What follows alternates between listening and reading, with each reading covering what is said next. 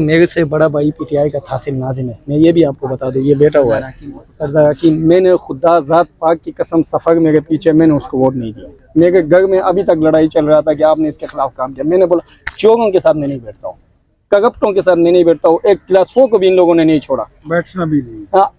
आज मेरा भाई खुद कह रहा है कि आपका डिसीजन सही था, आपका फैसला सही था। हमने किसके साथ बैठा है, उसके ज़बान खुद ये कह रहा है कि भाई वो गलत है, क्योंकि हमने इस पार्टी के लिए जो होता है ना हमेशा अपने जान और माल दे दिया।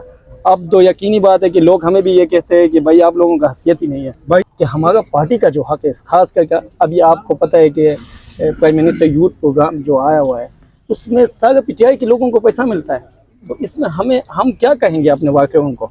वो बड़े मज़े से कहते होते हैं इमरान खान की पार्टी के लोग कि हमने पश्तूनों को, खैबर पख्तूनख्वा के लोगों को हमने बेवकूफ़ बनाया हुआ है, हकीकत है और ईंधन बनाया हुआ है। अपनी हांडी, शरारत की हांडी पकाने के लिए हमें ईंधन बनाया हुआ है। तो इंशाल्लाह वक्त आएगा। अब तो मेरे ख्याल में वक्त आ चुका है कि अब चीज़ों को बड़ा क्लियर होना चाहिए, और चीज़ें हो रही हैं क्लियर, ये हो जाएगा। मैं करवाता हूँ, आप आ जाओ। मैं वहाँ से रात को ड्राइव करके खुद सुबह मैं यहाँ पहुँचा। हाँ, अभी वहाँ से ड्राइव करके सीधा यहाँ आके कपड़ा चेंज करके आपके पास आया हूँ, सिर्फ इसीलिए कि मैंने बोला मैं इस बंदे को मिलूँ।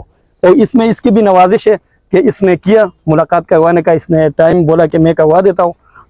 बहुत शुक्रिया। तो इसलिए कि सर हमारे साथ ताउन करें। हम ना माली हालात मांगते हैं ना पैसा मांगते हैं, नहीं, सिर्फ इन बदबख्तों को जवाब देना चाहते हैं कि हम भी है।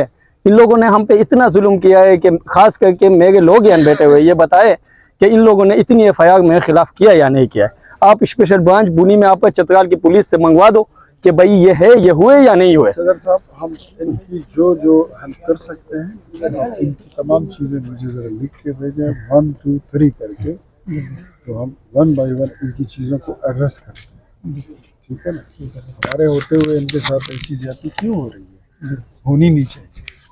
तो लास्ट टाइम ये आपकी जिम्मेदारी है। आपकी बात भी काटा सर, लास्ट टाइम हमारा मकाम साहब रेशुन पे आया था, तो उसको मैंने वहाँ बैठ के ये बताया कि सर आप हमारा प्लीज़ हमारा सुनो, मगर उसने हमारा सुनना तो बहुत बड़ी बात है। उसने तो उस दिन से कभी हमारा मैसेज का जवाब भी नहीं दिया।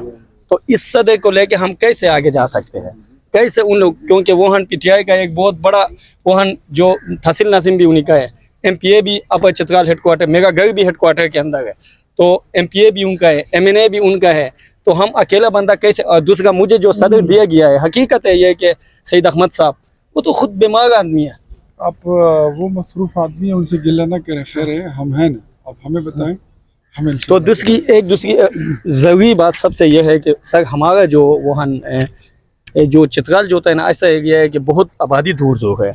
वहाँ से हमारा जो नादिरा है उसके अंदर जो लोग बिठाया गया है सब पीटीआई के लोग हैं। अभी वहाँ से एक दूर से 2 घंटे से बंदा हेडक्वार्टर मेरे गाँव आता है, हेडक्वार्टर के अंदर आता है। वो नादिरा में अगर उस बंदे का लाइन पे खड़ा ना करके भी उसका काम करता है, तस्दीक दे के उसका काम क्लियर करके जाता है, तो वो बंदा खुश हो जाता है कि भाई मैं लाइन पे खड़ा नहीं हुआ, या मैं जो होता है ना जल्दी अपना काम करवा दिया। अब उसके अंदर डिपार्टमेंट के अंदर जो लोग हैं वो सारे पीटीआई के लोग बैठे हुए हैं। सदर साहब, डीजी नादरा से हम बात करते हैं। 24 की ये तारीख गुजर जाए ना, आप फिर बुझाइए मुझे, मैं डीजी नादरा से बात करता हूँ। ये नादरा के आपके जितने मसाइल हैं इंशाल्लाह।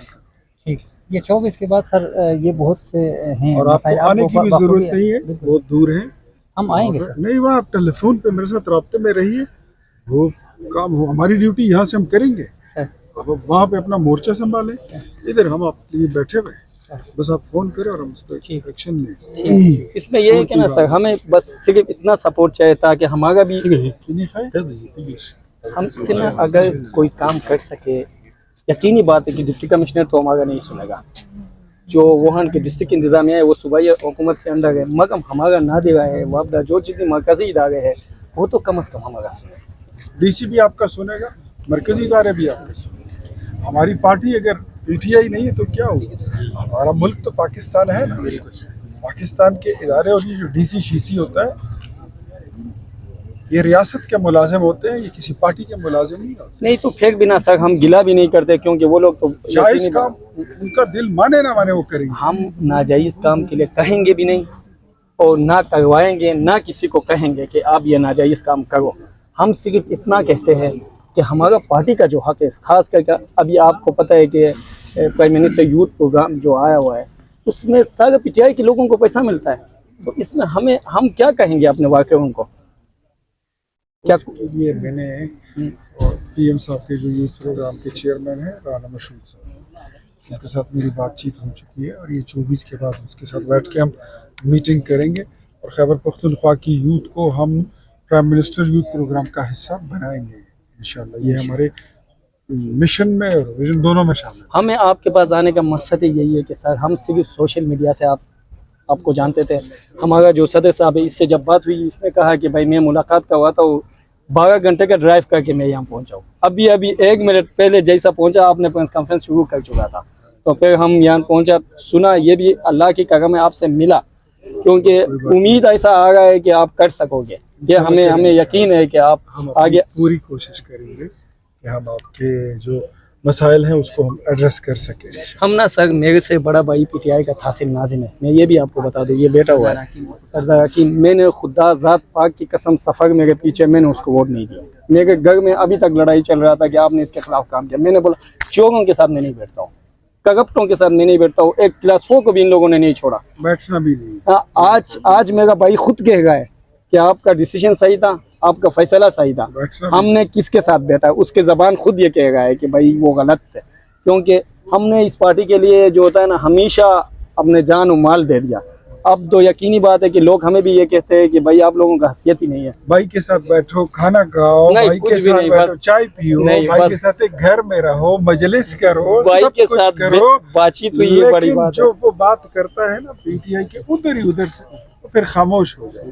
بھائی بولتا رہے، آپ ادھر سے سنو اور ادھر سے نکالو۔ نہیں، اب خود ان کو بھی احساس ہو چکا ہے کہ یہ کیا ہے، اندر سے ان کو محسوس ہو رہا ہے۔ یہ ہونا چاہیے، یہ ہونا چاہیے۔ وہ بڑے مزے سے کہتے ہوتے ہیں یہ عمران خان کی پارٹی کے لوگ کہ ہم نے پشتونوں کو، خیبر پختونخوا کے لوگوں کو ہم نے بیوقوف بنایا ہوا ہے حقیقت ہے اس اور ایندھن بنایا ہوا ہے۔